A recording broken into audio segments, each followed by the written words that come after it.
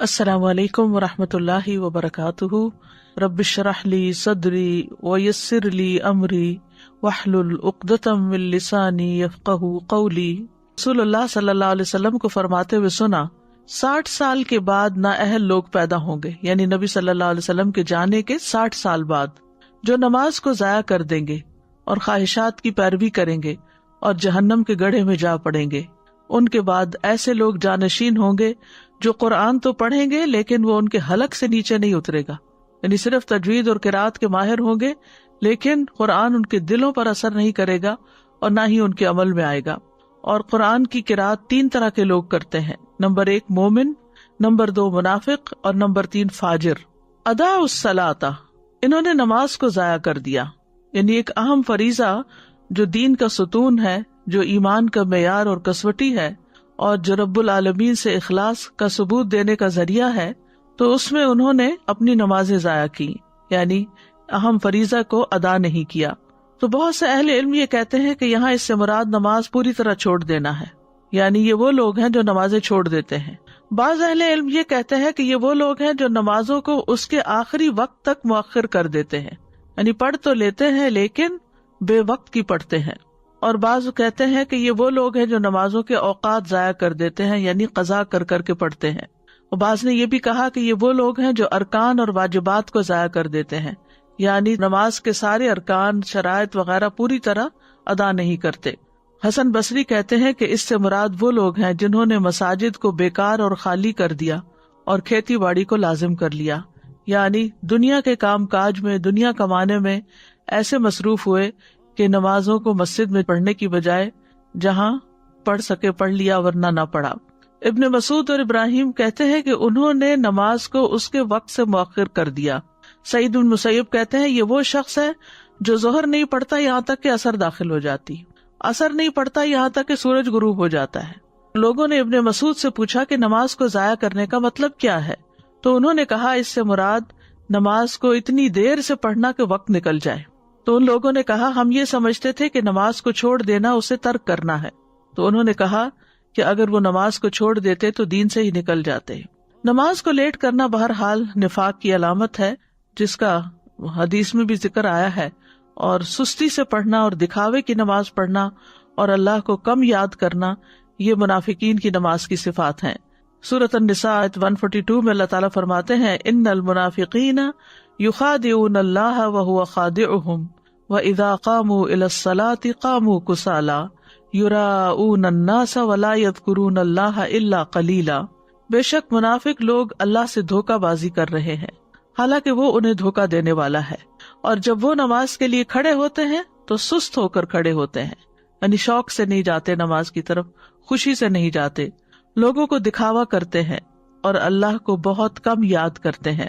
رسول اللہ صلی اللہ علیہ وسلم نے فرمایا یہ تو منافق کی نماز ہے، یہ تو منافق کی نماز ہے، یہ تو منافق کی نماز ہے، کہ سورج کو بیٹھے دیکھتا رہتا ہے، جب وہ شیطان کے 2 سینگوں کے درمیان ہوتا ہے، یعنی غروب ہونے کے قریب ہوتا ہے، تو کھڑا ہو کر 4 ٹھونگے مارنے لگ جاتا ہے، اس میں اللہ کا ذکر نہیں کرتا مگر بہت تھوڑا، یعنی اللہ کو یاد کرنے کی بجائے وہ ادھر ادھر کی باتیں سوچتا رہتا ہے، یا بس نماز کو سر سے اتارنے کی فکر کرتا ہے۔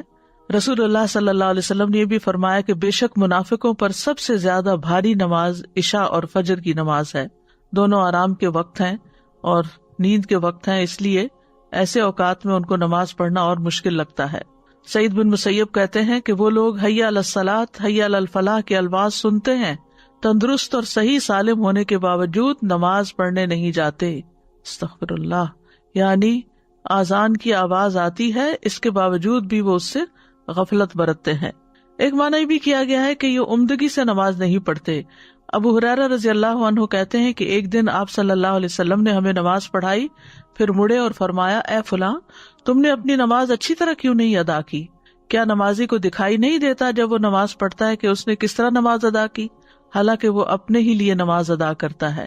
تو پھر چاہیے کہ اچھے سے اچھے طریقے سے ادا کرے۔ اسی طرح ایک معنی یہ بھی ہے کہ جلدی جلدی نماز پڑھنا، بس سر سے اتارنے کی کوشش کرنا۔ حذیفہ رضی اللہ عنہ کہتے ہیں انہوں نے ایک آدمی کو نماز پڑھتے ہوئے دیکھا، اس نے نماز میں کمی کی، یعنی تیز تیز پڑھ رہا تھا، صحیح طرح رکوع اور سجود ادا نہیں کر رہا تھا۔ حذیفہ نے اس سے کہا تم کتنے عرصے سے ایسی نماز ادا کر رہے ہو؟ اس نے کہا 40 سال سے۔ تو انہوں نے کہا کہ تم نے 40 سال سے کوئی نماز نہیں پڑھی، اگر تم ایسی ہی نماز پڑھتے مر جاتے تو تم محمد صلی اللہ علیہ وسلم کی ملت کے علاوہ ہی مرو گے۔ پھر کہا بے شک ایک آدمی ہلکی نماز پڑھنے کے باوجود اسے مکمل اور اچھے طریقے سے ادا کر سکتا ہے۔ تو اصل مقصود کیا ہے کہ نماز کا پھر حق ادا کیا جائے، اطمینان سے نماز کے ارکان کو ادا کیا جائے۔ ابو ہریرہ کہتے ہیں کہ رسول اللہ صلی اللہ علیہ وسلم ایک مرتبہ مسجد تشریف لے گئے، اسی وقت ایک شخص آیا اور اس نے نماز پڑھی۔